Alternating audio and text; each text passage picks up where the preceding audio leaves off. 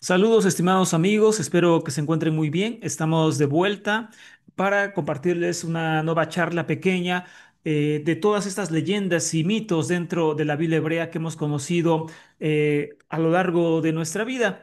Hoy nos toca hablar sobre Jacob y Esaú y la leyenda de los mellizos.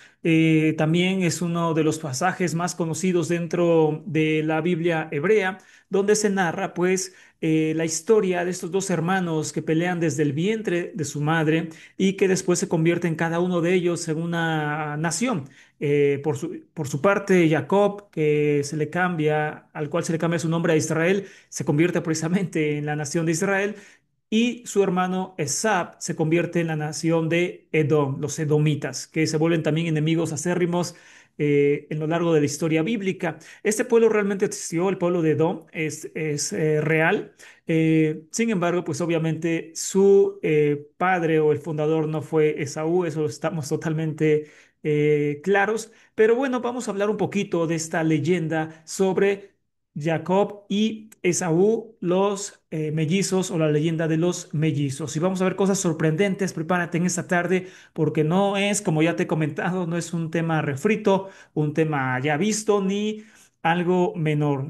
A pesar de que serán pocos minutos, será fantástico. Ahora bien, vamos a entender entonces un principio fundamental que el mito puede entenderse como una tradición sagrada. Y esto lo digo antes de comenzar de lleno porque muchas personas tienen en su mente, personas que no creen en la Biblia, tienen en su mente que el mito pues es algo así como una especie, perdóname la expresión, como una especie de chisme. El mito es como una ilusión, una alucinación, un delirio o algo semejante. Es decir, para la gente común el mito es como si vieras una caricatura y este no era el pensamiento del hombre antiguo. Aunque obviamente el mito no es historia porque pasa en un tiempo pues donde no existía realmente cómo registrarlo o mejor dicho, con mejores palabras, el mito no tiene tiempo y no tiene espacio. Pasa en un lugar X, en un tiempo X, donde es imposible rastrearlo porque es una forma en la cual el hombre antiguo entendía su realidad y todo lo que giraba alrededor de él. Entonces, para empezar, el mito es una tradición sagrada, no es cualquier cosa para el hombre antiguo, era muy importante, que influye en sus actividades, controla sus principios morales y determina en cierto grado su comportamiento social. Entonces, aquí vemos cómo el mito impacta radicalmente en la sociedad antigua.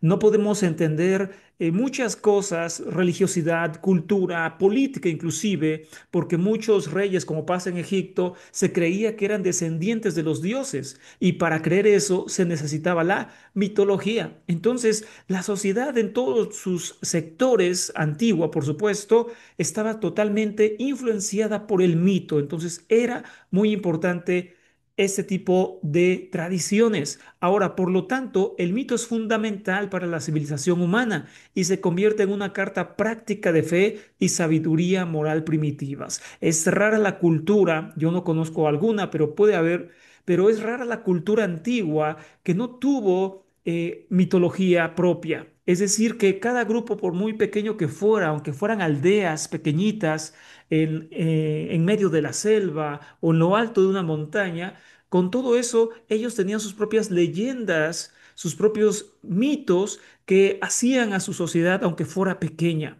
Ni se diga en las grandes civilizaciones como Mesopotamia, Egipto, después todos aquellos imperios que surgieron como Persia, la tierra de Canaán, los fenicios, los hititas, los griegos, por supuesto, y los romanos.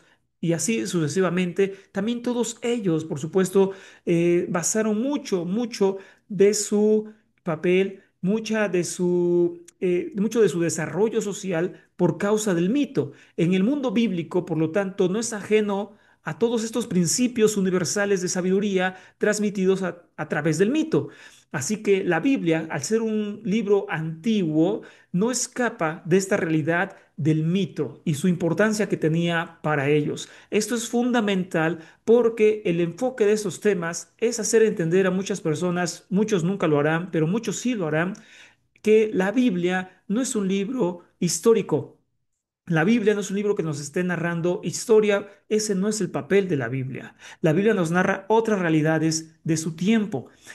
También es importante comprender que existen mitos universales, que es lo que veremos y lo que nos trae acá en esta tarde. Existen mitos universales, es decir, que, como les dije hace unos minutos, hay mitos que solamente son de grupos específicos, es como de una comunidad en sí, que tiene sus propios mitos y leyendas, pero existen mitos que fueron transmitidos a todas partes del mundo prácticamente, que encontramos en diferentes partes del mundo y que se entienden como mitos universales. Uno de ellos, por ejemplo, es un diluvio, alguno de ellos es el mito de la creación, el mito de los gigantes, y así en varias partes del mundo se entiende ese tipo de mitos. Pero también uno de los mitos que abundó en el mundo antiguo de una o de otra forma es el mito de los mellizos o de los gemelos, como veremos a continuación en la Biblia con el ejemplo de Jacob y Esaú. Ahora, como ya vimos, dentro de la tradición bíblica, pasa lo siguiente y lo dice en Génesis. Leo unos versos rápidamente, solo para recordarlo, y dice, Isaac suplicó a Yahvé en favor de su mujer, pues era estéril. Yahvé le fue propicio y concibió su mujer Rebeca. Aquí viene el primer dato sorprendente, que supuestamente vienen de una mujer estéril, ¿no? Y por milagro concibe, pero los hijos peleaban en su seno. Ella se dijo, siendo así, ¿para qué vivir? Y fue a consultar a Yahvé. Aquí viene el primer punto importante del mito. Peleaban estos gemelos en su seno. Yahvé le dijo, dos pueblos, muy importante, dos pueblos hay en tu vientre, dos naciones, que al salir de tus entrañas se dividirán. La una oprimirá a la otra y el mayor servirá al menor. Se le cumplieron los días de dar a luz y resultó que había dos mellizos o gemelos en su vientre. Salió el primero, rubicundo, todo él, es decir, pelirrojo, como una pelliza de salea y le llamaron Esaú. Después salió su hermano, cuya mano agarraba el talón de Esaú y se le llamó Jacob. Isaac tenía 60 años cuando los engendró. Génesis 25, 21 al 26. ¿Ok? Entonces, este relato, por supuesto, es totalmente conocido para nosotros. Ahora, la existencia de hermanos, incluso de hermanos divinos, en la mitología es un hecho natural, como puede serlo la fertilidad y el desarrollo de ciclos. Es decir, lo que platicábamos hace unos minutos, hace unos instantes, que este mito es muy, pero muy familiar para las culturas antiguas. La idea de dos hermanos gemelos, la mayoría de las veces, que pelean entre sí porque traen una enseñanza primitiva muy importante. En los más apartados lugares, inclusive, se repite la imagen arquetípica de dos hermanos que pelean, o bien que, por supuesto, nacen como gemelos. A veces son gemelos, a veces no, pero a fin de cuentas son dos hermanos que representan el bien y el mal, la luz y la oscuridad, lo bueno y lo malo, etcétera, etcétera. Los gemelos permiten simbolizar la oposición de contrarios o bien su armonización. Es decir, que esto, dentro de la mitología antigua, la idea de dos hermanos que pelean, gemelos o no, la idea también en la Biblia aparece la idea de Caín y Abel, hermanos que, si no recuerdo mal, no eran gemelos, pero a fin de cuentas pelean entre sí, ¿ok? Siempre están en conflicto esos hermanos. ¿Por qué? Porque representaba dentro de las leyendas y mitos antiguos la oposición, es decir, que cada uno de ellos representa un mundo en particular. En el caso de Caín y Abel, uno de ellos representa a los agricultores, que eran los sedentarios, y otro representa a los nómadas que se dedicaban a la caza y a la crianza de animales. Estos dos hombres pelean entre sí porque en el mundo antiguo uno de los problemas sociales que había en ese momento era la pelea precisamente entre estos grupos. Había grupos muy importantes que no querían establecerse en ciudades, para ellos era algo negativo, y había grupos que ya se habían establecido, y por lo tanto había una constante guerra entre ambos. Se saqueaban, se mataban, se expulsaban de las ciudades, y entonces esta guerra era algo que pues involucraba a las sociedades antiguas y era representado a través de varias leyendas. En la Biblia, una de esas leyendas es la leyenda de Caín y Abel. ¿Cómo? ¿Me estás diciendo que Caín y Abel no existieron? No, no existieron. Es una leyenda, como prácticamente el 80% de los personajes que aparecen en la Biblia. Oye, pero eso es una locura. Bueno, verás que no es así. Sigue el tema. Ahora, toda duplicación concierne a lo binario, a la dualidad, a la contraposición y al equilibrio activo de fuerzas. No te despegues del tema porque apenas viene lo más impactante. Entonces, obviamente, estos hermanos representan pues esa dualidad en el mundo, como decíamos, lo binario, lo bueno, lo malo, el yin yang, que es tan popular, ¿no? Hasta nuestros días, que también es un concepto religioso. Ahora, la luz y la oscuridad, el bien y el mal, en las mitologías universales, la dualidad forma parte importante en su visión del todo. Es decir, ellos no entendían la vida como todo bueno o todo malo. Había siempre esa dualidad. Los gemelos antiguos lo representan. De hecho, los gemelos, símbolo primigenio, puede ser de héroes fundadores, como pasa en las ciudades o estados, así en Roma, donde quien funda a Roma son dos hermanos. Y que en algunas culturas hasta fueron asterilizados. ¿Qué significa esto? Que fueron convertidos en estrellas en el firmamento, como sucede con la constelación de Géminis. Ahorita lo veremos. Ahora bien, entonces, como pasa en otros lugares, hay muchas culturas antiguas que mantienen ese rastro de gemelos o hermanos en una dualidad que compiten entre sí y que fueron a veces los fundadores de ciudades o estados, así como en la Biblia. Por eso es importante cada verso que leímos. En la Biblia, cada uno de ellos supuestamente fundaría una nación, ¿no? Y así pasó supuestamente. Bueno, esta idea de que los gemelos fundan naciones no es propio de la Biblia. Existen otras culturas, como ahora lo veremos, y que representan, repito, esta dualidad entre bueno y malo, luz y oscuridad. Por ejemplo, en Grecia tenemos a unos gemelos míticos, Helena y Clitemnestra, Apolo y Artemis, Arión y Orión, hijos de Poseidón, y Castor y Polus, asterilizados en la constelación de Géminis. Entonces, para nosotros es bien común escuchar esto, ¿verdad? La constelación de Géminis, y pues eso se refiere precisamente a una mitología griega sobre dos hermanos, Castor y Polus, y entonces se vuelven supuestamente constelaciones o una constelación que es la constelación de Géminis. Géminis, perdón. Entonces, pues aquí vemos un ejemplo antiguo de dónde llega esta tradición y obviamente también está en Grecia. Ahora también lo tenemos en Roma, sin lugar a dudas. ¿En Roma con qué? Lo tenemos con la historia de Rómulo y Remo, quienes según esta tradición son los fundadores de Roma. Ellos eran gemelos y también su disputa supuso la muerte de Remo. Y también es una de las historias más conocidas en el mundo antiguo, pero también en la actualidad. Rómulo y Remo, los fundadores de Roma. Entonces aquí vemos otro ejemplo muy obvio, muy claro de cómo supuestamente gemelos fundan una nación, ¿no? En este caso, Roma, y cada uno de ellos también fundó una ciudad, etcétera. Entonces, aquí vemos ahora en la mitología romana esta realidad. También una realidad de la cual ya hemos hablado mucho en otros tantos temas, donde se ve más claramente esta dualidad entre el bien y el mal, se encuentra en Persia con Ahura Mazda, que es la luz infinita, etcétera, y Anriman, la fuerza destructiva que después se convierte en el diablo.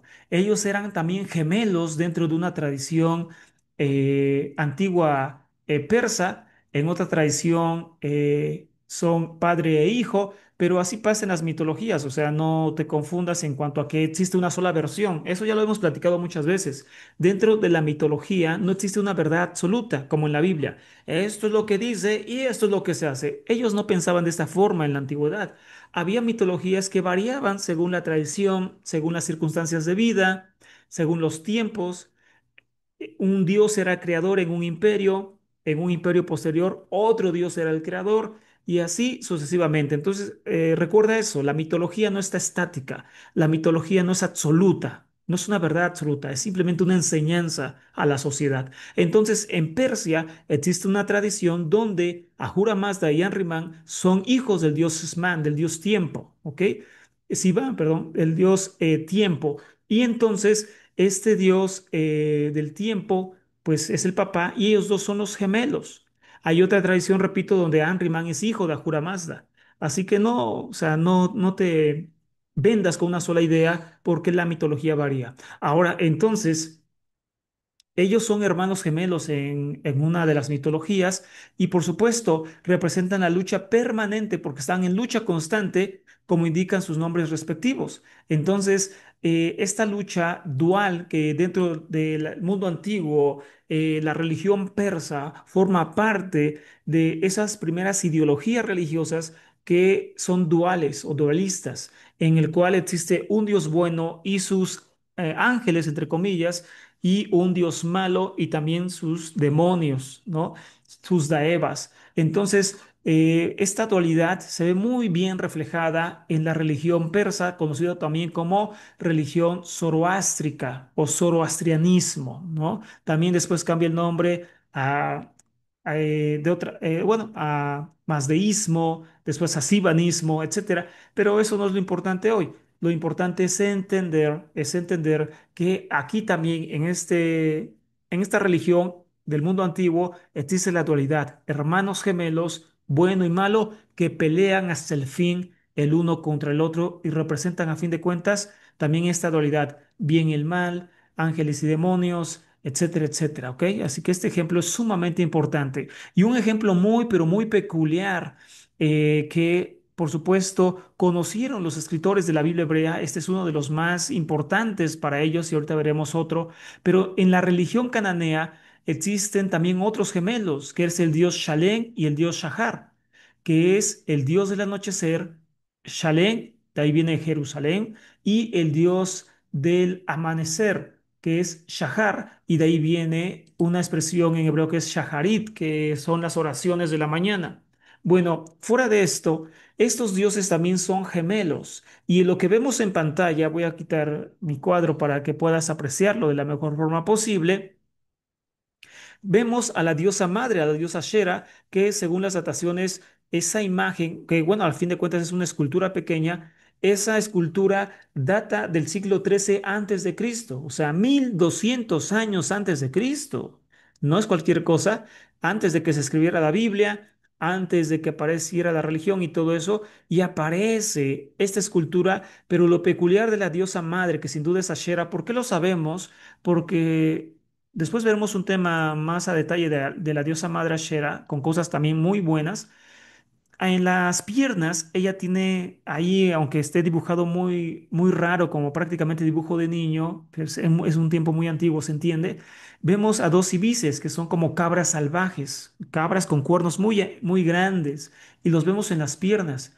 ¿Y qué están haciendo? Están resguardando árboles. Este es un símbolo claro de la diosa madre. Esto es clarísimo de la diosa madre. Es innegable que se refiere a la diosa madre. Y después hablaremos cómo varía este árbol de vida y se transmite a Israel. De hecho, otra mitología universal que aparece por todas partes es el famoso árbol de la vida. Inclusive en la Biblia aparece el árbol del conocimiento de qué? Del bien y el mal. Otra vez una dualidad, ¿ok? Entonces la dualidad es muy importante para el hombre antiguo porque así explicaba su mundo, ¿ok? Entonces ahí está en la Biblia, pero después veremos ese tema en específico sobre el árbol de la vida, un árbol de la vida que aparece en Mesopotamia, aparece también en Canaán, aparece en Egipto, y te vas a caer de la silla y bueno, si eres religioso, vas aquí a ponerme una denuncia en YouTube por lo que te voy a decir, porque no te va a gustar nada, pero es sorprendente lo que veremos en unos días sobre el árbol de la vida. Igual y tal vez sea el siguiente tema. Lo agendamos de inmediato para que ya sea así como va, como decimos acá en México, así como va. Ya para no hacerla más de esperar y vamos a ver a la diosa madre y al árbol de la vida y pues no te va a gustar, pero te va a ayudar ese conocimiento porque es muy fuerte. Ahora, entonces vemos a la diosa madre, a Shera, y pero vemos su rostro es triste. ¿Por qué? Porque claramente vemos, aquí por eso puse la imagen para que se reconozca, porque en la piedra original no se ve bien, pero es la imagen que aparece. Vemos a dos niños, ¿no? Que ella los amamanta. ¿Por qué? Pues porque son Shahar y Shalem, los opuestos, los gemelos que se oponen, el amanecer y el atardecer. Y obviamente pelean también, como suele pasar con los gemelos, y la cara de Asherah, como vemos, claramente está triste, su semblante está decaído, su boca, ¿no? Es un rostro triste. ¿Por qué? Porque están peleando sus hijos en el vientre, sus gemelos pelean. ¿Y a qué te recuerda esto? Al pasaje que acabamos de leer en Génesis. Es obvio, es más que obvio. A gemelos que pelean y Rebeca está triste porque sus gemelos pelean y dice, si esto es así, ¿para qué me sirve entonces la vida? ¿No? Entonces es una metáfora de la mitología cananea de cómo Ashera también tiene gemelos que pelean en su vientre. Pasa un fenómeno curioso en la Biblia. Como la Biblia tiene rastros politeístas, bueno, ese es otro punto, pero lo que quiero comentarles que es muy importante, tú que estás aprendiendo mucho porque tomas notas y claramente te interesan estos temas, un punto muy importante en la Biblia es que ellos humanizaron la mitología. Voy a repetirlo porque es un punto crucial para entender la Biblia hebrea. Los escritores de la Biblia humanizaron la mitología. ¿A qué me refiero? A que, como ves acá, muchos de estos relatos antiguos, en este caso gemelos, pero hay muchos otros, hablaban de dioses, no de humanos. El vientre estaba lleno de dioses, Shalem y Shahar, tenía a dioses menores. En la Biblia no son dioses, son humanos. Los que nacen son obviamente humanos, que se vuelven patriarcas y demás. Pero ese fenómeno sucede a lo largo de la Biblia. Mitología, a esto me refiero, mitología que era usada para dioses en la Biblia es usada para humanos. Es el caso también que tenemos cuando a Abraham le llegan a visitar ángeles. En Génesis 18 se acababa de circuncidar y entonces aparecen ángeles a visitarlo y avisarle que nacerá Isaac y todo eso. Bueno, ese mismo pasaje aparece en la religión cananea, después te lo voy a enseñar, pero aparecen referenciados dioses. No sé si me estoy explicando, pero a fin de cuentas la mitología que era aplicada a dioses en la antigüedad, la Biblia después la transforma en relatos pero humanos. Lo humaniza, por decirlo así. Aquí ya no son los actores los dioses, sino ¿quién serán los actores? Los humanos, los patriarcas o reyes o quien sea. Pero a fin de cuentas, todo esto es basado en mitología. Otro ejemplo que te doy es el ejemplo de David y Jonathan que tienen una relación que en la antigüedad se conoce como homoerótica, hombres que se aman tal cual, así. No es la homosexualidad que conocemos en nuestros días porque la homosexualidad es un término muy reciente. Ese término ni existía hace 200 años. En la antigüedad se conoce como homoerotismo, es decir, la atracción entre personas del mismo sexo, tal cual así. Bueno, en la antigüedad esto no era condenado. En la actualidad lo es, en la antigüedad no. ¿Por qué? No lo sé, no lo entiendo, pero así era, así funcionaba. No es nuestra idea. El caso es que David y Jonathan tienen una relación que dice, mejor es tu amor que el amor de las mujeres, entre otras tantas cosas. Y esta idea, estos versos de David hacia Jonathan y viceversa, aparecen en una mitología, que es la mitología mesopotámica, con Gilgamesh, en la epopeya de Gilgamesh, donde él tiene también un amorío con un semidios y todo ese tipo de cosas. Entonces, aquí viene otro ejemplo de que en Mesopotamia aparece este amor entre dioses, este amor, homoerotismo, amor entre dioses, dos dioses varones. Y en la Biblia aparece entre dos reyes, ¿no? Príncipe y rey. Y a fin de cuentas, repito, la mitología que era dioses después se le adjudica a humanos. Ese es un fenómeno que tiene la Biblia. Pero ya para concluir este punto sobre Ashera, pues aquí la vemos claramente, triste, lamentándose porque sus gemelos pelean en su vientre, la misma historia que después vemos en Jacob y Esaú, ¿vale? Los niños que pelean desde el vientre de su madre. Ahora, en Egipto viene también otra comparación más fuerte, que obviamente Egipto también es vecino de Israel. En Egipto existen varias parejas de gemelos, entre ellas Get, tierra y Nut, cielo, así como Osiris y Set, hijos de los anteriores, en perpetua lucha. De hecho, parte de la mitología egipcia muy pues antigua y muy importante es la lucha constante entre Osiris y Set. De hecho, dentro de esa mitología, pues una de las cosas que pasan es que Set acaba matando a su propio hermano, a Osiris, por envidia, por venganza, algo así como Esaú y Jacob. Y entonces Set se quiere quedar con el trono y mata a su hermano Osiris. Esaú sale primero en la versión bíblica, todo rojo y peludo, pero Jacob intenta retenerle. Este relato presenta solo uno de los muchos incidentes entre Jacob y Esaú que se inspiran posiblemente en los mitos egipcios sobre el conflicto entre Horus y Set. Las características físicas de Saúl son del dios egipcio Set, hermano y rival de el dios reinante. A menudo los egipcios retrataban a Set con la forma de un asno pelirrojo. Entonces, hay muchas semejanzas también entre el relato bíblico, la leyenda bíblica, y el mito de Osiris y Set. Ahora, Horus es hijo de Osiris y en la mitología egipcia, pues obviamente vendría a ser sobrino de Set, ¿no? Hermano, pero en otra parte de la mitología, como ya te comenté que varían las mitologías, es también hermano de Set. Entonces, en una es tío y en la otra es hermano y así se la llevan. Pero bueno, seguimos. Según el relato de Plutarco acerca del nacimiento de Osiris, dios de la muerte y hermano de Set, el segundo nació antes de tiempo y se abrió camino por el costado de su madre, de manera similar a Esaú, que se adelantó a Jacob en su salida de la matriz para ganar la primogenitura en esta leyenda y obviamente ganar el reino. Al ser el primer nacido, Esaú debía haber sido heredero de la alianza e Isaac lo prefería a él, ¿no? A Esaú. Pero su madre quería más a Jacob y conspiró para engañar a Isaac y transferir la primogenitura a su amado hijo. ¿Ok?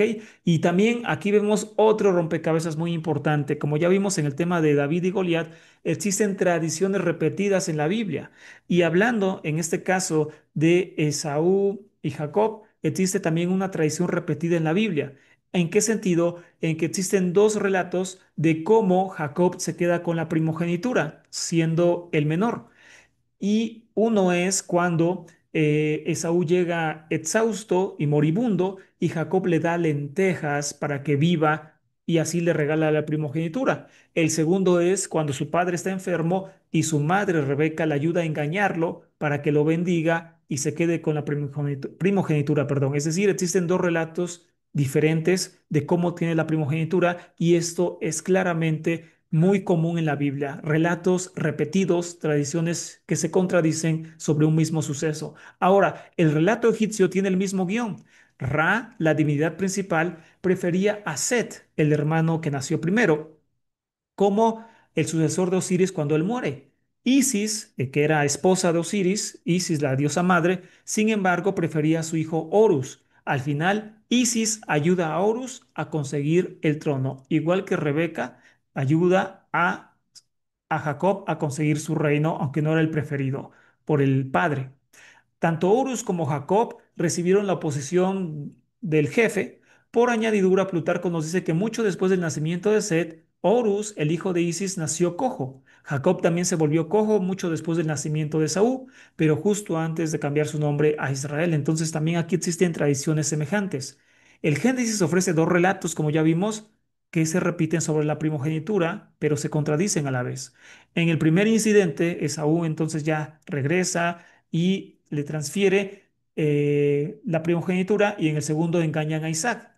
El relato de cómo Jacob obtiene la herencia guarda una sorprendente similitud con un acontecimiento que recoge el escrito bíblico, perdón, el escrito egipcio datado del siglo XII antes de Cristo, conocido como el juicio de Horus y Set, porque muchos dicen, ¿y de dónde estás sacando esto? ¿Lo estás inventando? No, existe un escrito egipcio del siglo XII, es decir, 1100 años antes de Cristo, antes de la Biblia, conocido como el juicio de Horus y Set, donde se narra esta historia de cómo se heredan los tronos y ahí vemos bastantes, pero bastantes semejanzas entre el relato de Jacob y Esaú y Rebeca y el relato de Horus, Set, Osiris, Isis y cómo pelean por el trono de la primogenitura. En dicho relato, Isis se disfraza para engañar a los dioses del consejo y así hacer heredero a su hijo, Horus. Ok, entonces aquí como vemos lo que les decía, en la mitología, quien son los actores, quienes hacen estos engaños, estos gemelos, etcétera, son los dioses. En la Biblia los humanizan y son obviamente personas normales, patriarcas, que desarrollan esta tradición. Ahora, pues tenemos entonces esta lucha incesante e infinita en el mundo antiguo entre Set y Osiris en primer lugar, que son los hermanos gemelos, y después entre Horus y Set. Es decir, siempre hay esta dualidad, esta lucha incesante entre Set y Horus, entre Osiris y Set. A fin de cuentas, hay esta dualidad como en la Biblia, donde Jacob y Esaú toda la vida se la pasan peleando. Inclusive cuando son naciones, Israel es enemigo de Saúl, de los edomitas, y son vistos de una forma terrible, etcétera, etcétera. Pero a fin de cuentas, siempre, siempre hay esta lucha entre la dualidad, hermanos o gemelos. ¿Ok? Bueno, como sabemos, es una pequeña charla. No es la idea hacer un tema larguísimo, sino una pequeña charla que nos dé una nueva enseñanza y así serán en las próximas semanas y ya también traeremos temas un poquito más largos para el gusto de todos. Pero por ahora, antes de darles la biografía en específico sobre esta pequeña charla de mitología, quiero hacer un pequeño homenaje y mención a un profesor ya fallecido que es una eminencia en estos temas, el profesor Mircea Eliade. 1907-1986. Ese profesor ha muerto o murió hace 39 años. Y que esto es tan sorprendente que obviamente su legado continúa en cada uno de nosotros porque yo en lo particular he aprendido demasiado de las obras de este gran estudioso. Sobre este tema de gemelos, no traje un libro en específico de Mircea Eliade, sí los hemos usado mucho para hablar sobre otros temas, sí los usaremos en otros temas que siguen, pero él ha escrito bastantes cosas, bastantes historias de las creencias y religiones en el mundo, por ejemplo, tomo uno, 2 y 3, el mito del eterno retorno, que después hablaremos de eso sobre Jesús, etcétera. Es decir, tiene libros fantásticos y hoy, aunque no traigo un libro específico de él para el tema de esta tarde, sí vale la pena recomendar siempre sus obras de este gran profesor eminencia de la mitología y religiones comparadas, una de las materias que a mí más me gustan en la vida y que me apasionan demasiado. Y uno de sus grandes exponentes que ya falleció hace 39 años, imagínense, y nosotros apenas estamos conociendo sus obras, es un decir, Mircea Eliade. Así que un profesor totalmente recomendable en cada una de sus obras. Y ya en específico aquí sí se usaron estos libros para el tema de hoy. El árbol de los mitos, Atlas de la mitología comparada. José Luis Espejo, Diego Méndez. 101 mitos en la Biblia. Cómo crearon los antiguos escribas los relatos bíblicos. Gary Greenberg. El mundo completo de la mitología griega de Richard Buxton. Y también tenemos Dioses, héroes y orígenes del mundo. Lecturas de mitología, Alberto Bernabé. Mito en la psicología primitiva, Władysław Malinowski. Y también Mito y culto entre los pueblos primitivos, Ag E. Jensen. Entonces, con esto nos despedimos, estimados amigos. Cuídense mucho y nos saludamos muy pronto. Sigan teniendo un excelente comienzo de semana y que todo les salga súper bien. Nos saludamos muy pronto, estimados amigos. Hasta la próxima.